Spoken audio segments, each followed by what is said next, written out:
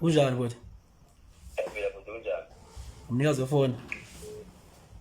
Yes, yena Ukhehlelezi ukhuluma. Yawe ndoda nakho ngizwa ngithola igama lami selihuduleka phansi la. Kuthi ungifakele imali so lo mali leyo bekufanele ungayifakele mina uyifakele emcimbini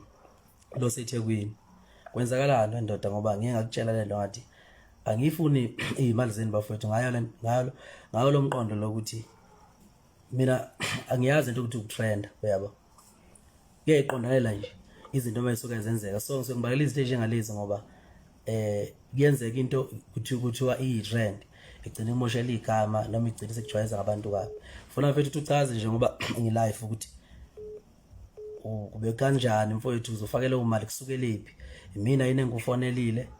and ngakufonela ngathini ngisuka ngapi uyabo. Chaze nje mfowethu ngoba cishe abantu bayezwa la. Ulive abantu bayangizwa. Ngilive mfowethu ukhuphule nje izwi ngoba ulive. Okay. Ngicabanga ukuthi mfowethu uma ungahamba uyobheka izolo khona ulive engeke ngawenza izolo. Lapho ngizama ukuchaza ngoba ngibonile ukuthi lento le ngiyayazi ukuthi iyapi. Isazongena abantu abakuthandayo, ingena abantu abangakuthandi, abantu qeda manga la balomnyango. Okay, balomnyango. Ingene futhi abantu abangithandayo nabantu abangangithandi. Ikanje into. Ngicabanga ukuthi imina engasukela wena awukazi ungifonela. Ime ngathatha ifoni ngakufonela. Mangifonela ngicabanga ukuthi ngakufonela more than 3 times. Ngimenga ngifonele wena ngibuye futhi ngasifihleli ngithi ngisafonela lo ukhuzani. Ngifonela ukhuzani ngithi ngithola ukuthi uhamba kanjani. Ngithi into eyenzeka akutshela ngathi mina wena oqala wangitshela wathi mfowethu ngikhona kwi-post kodwa angikhumbuli ukufaka imali angakayinikwa imali mina. Mase ngifonela mina ukhuzani abuza wathi mfoka kuba nansi le ndoda ithi khona kwi-post kodwa yakhokhela wathi ukhuba kimi cha mfowethu imali u40,000 sesimfakelile bekusela ukuthi simfakele omnye u40 uma ngibuya mawubambe lapho uthi sesimfakelela imali bangifakele nini lo mali wathi bayifake nini wathi imali wathi kimi mayisho wathi awukapheli ngisho 15 minutes simfakelile esho nini mana futhi esho nini lokho izolo ekuseni ubetha kaphela mana betha kapheli ngisho 15 minutes befaka imali mangapheli ngisho 15 minutes izolo. Yes bekuyizolo ekuseni ngikhuluma naye ekuseni. Umcimbi wanini? Umcimbi lo ngaze ngigcwalisa waqala ukuyazi nini leyo gcwalisa imabhida wena ukuze nje ngathi mina ngiqala ukuyazi cishe sekunesikhathi eside ngiyibona ulo ukhube iphusha. Bathi imali bayifaka izolo. Imali bathi bayifaka izolo 15 minutes bekungakapheli kusekuseni. Okay. Shuthi nje ngithule nje mina kuthiwa niyasibona isikhathi siyahlanya ngiyahlanya ifaka izolo ekuseni lo mali shuthi kahle mina ngifana ngabe ngibhongoloza ngemicimbi engingayazi yabo. Shukuthi ke into eyenzakalayo ngase ngibuyela kuwena ngakutshela ukuthi u40 kuthiwa ufake yondolo. Ngikhumbula amagama washo kumina uthe kimi no ngicela utshele labantu ukuthi hayi kabi mfethu angile nawe angile nabo. Mina isivumelwano engangisithile ngangithe ngifuna 150 ngicela ukuthi leyo mali mfethu ibuyele emuva. Ibese ngithatha lawo magama njengoba enjalo awahambisa kuyena amchazela ukuthi hey le ndoda iyala phela ithi le mali ireverseni wasethi ukuba kimi cha mkhulu into ezoyenzeka la njengoba ethi ufuna ulokuze nipoti proof ikhona sivumelana ngo80 nemanager yakhe kodwa into ezoyenza ngo Friday izomfakela 110 mana uyibambe lapho webhuti ngoba mina ngifuna ukudakela kwami yabo ngifuna ukwazi la lo muntu uthi lo mngani wakho lo benixhumana naye uthi bazongifakela 110 which means 150 lo ushuthi bazokhipha bazonginikeza. Yes ngathi bazokunikeza. Okay mana ke ngoba ngifuna ukuqeda manga mina la yabo bese ngihambe futhi ngihambe ngedlela ugaloko qede jamanga yiso ubhangisho yabo ngifuna ukwazi ngapho ukuthi isikhova saka saqashwa wapi ngo150,000 kuthiwa uqashwe phela kuwe le nto iwayiphathi mana ke seningihupha ngeimali ngale kokuthi mina angiqashwa ngaleyo mali kwawusho bani ukuthi isikhova saka saqashwa wapi ngo150,000 sekushintshiphi manje sekuyisikhova lesi sikhutshwa ngeimali manje osekufanele sifakele masibanga kubanga ama account isiphi sona lesi sikhova okuthiwa siqashwa ngaleyo mali iqiniso mana which iqiniso iliphi la angithi ke mfowethu manje mina ngoba imibuzo isiza kaningi kanje mina kuthiwa wena kukhulunywe nemanager yakho kufanele ngibuze mara kufanele ngibuze wena ububhululu wakho lowo yabo akithi bengichumana niyaxhumana naye igama lami nani so mina ngibuzela mfethu ukuthi makula kufanele ngibuyise imali yakho ngiyibuyise manje nginezinto zami mina ngiyisebenzela mina yabo baba wasifundisa ukuthi sisebenze uyabo ngiyibuyise imali makuthi kanjani mayizongidalela ukukhuluma ongenasidingo mina ngifuna ukuchazela mfethu isizathu semali ukuthi njobe ingenile ingeyani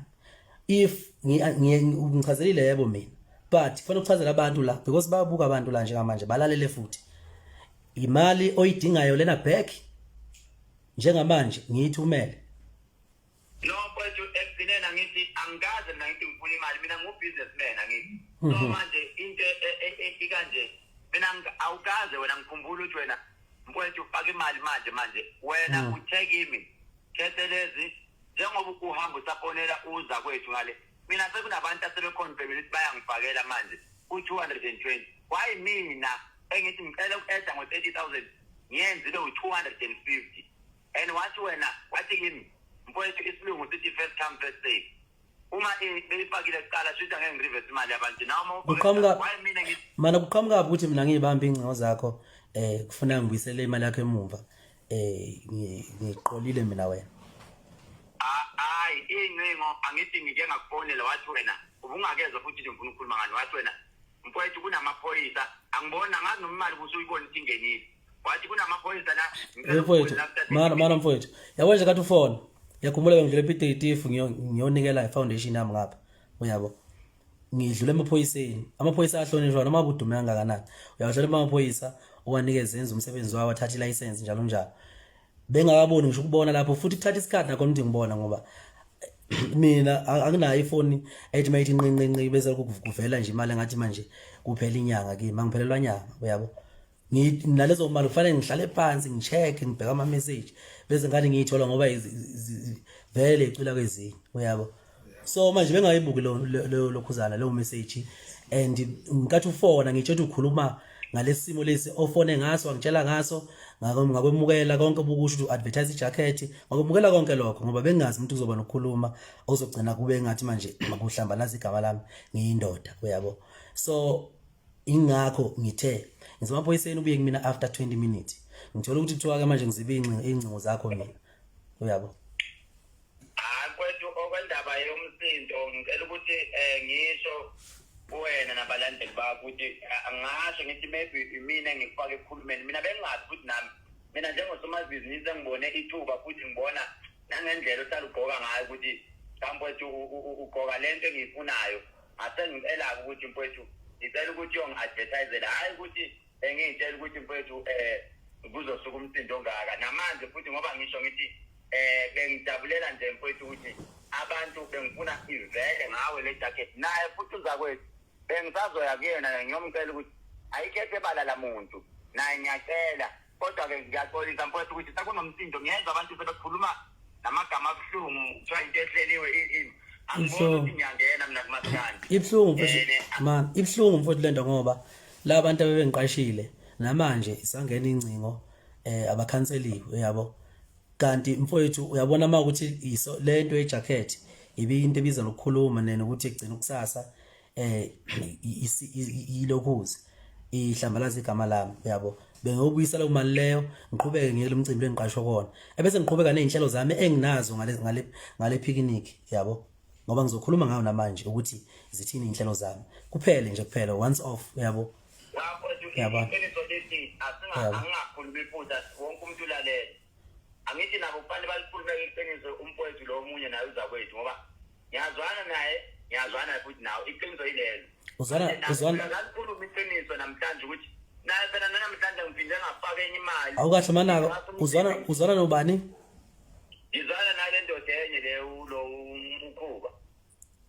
nami futhi nawe mfowethu umfowethu oh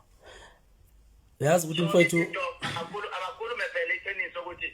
sengiphinde phela ekuseni futhi ngafaka imali ngisupport umcimbi ngithi mfowethu hayi ngicela ukulula isandla ngisupporta indaba leyo bengasayikhulumi ke ukuze nawe phela uthi hayi buyiselani nani imali kakhethelezi ngoba ngikwenzile futhi namhlanje ekuseni ngaze ngababuza futhi ngabuza ngiposte in social media bathatha cha ungapost